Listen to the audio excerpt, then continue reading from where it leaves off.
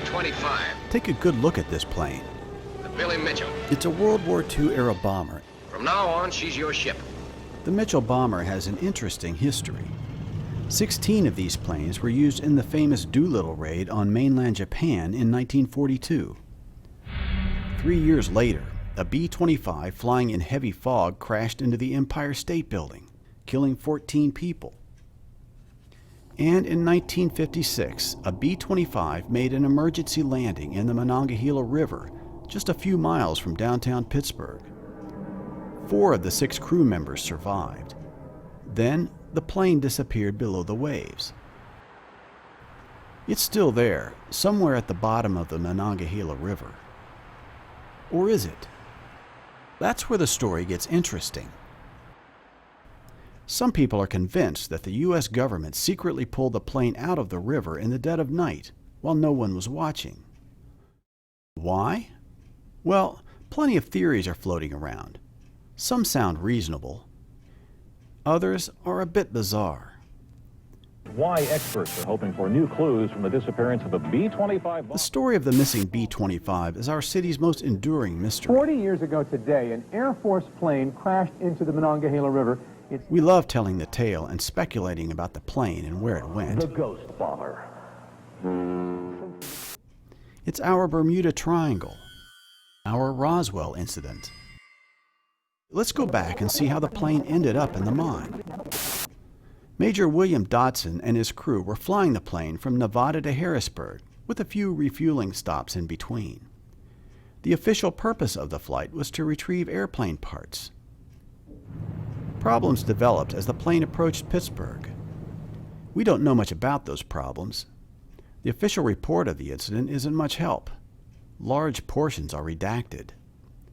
We know the plane was running low on fuel. Dodson realized he'd never make his destination, so he requested permission to land in Pittsburgh.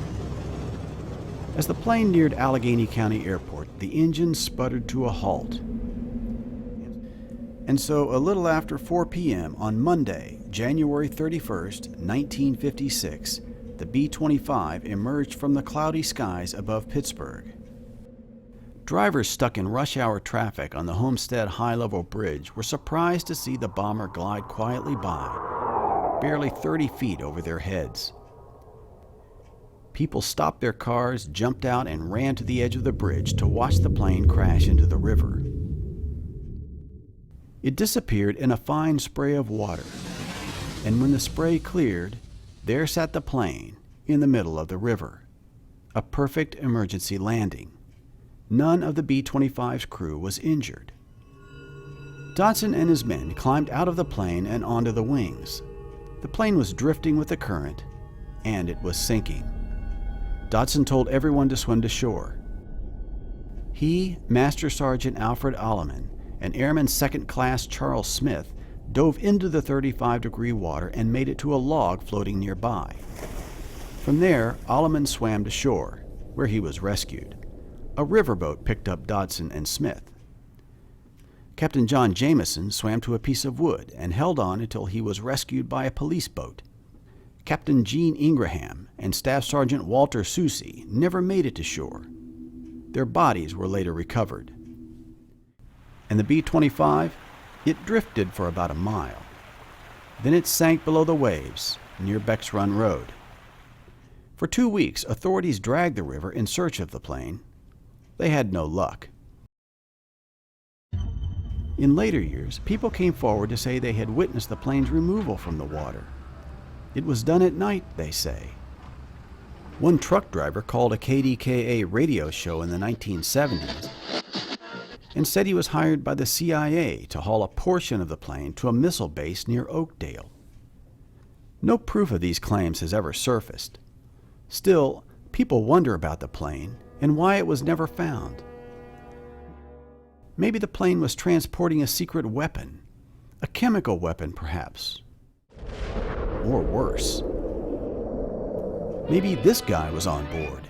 Howard Hughes, famous flyer. He'd been involved in a few strange aviation incidents before. Perhaps the plane was carrying a defecting Soviet spy, like this guy, who would be interviewed only while wearing this hood as a disguise. maybe the special passenger was a space alien.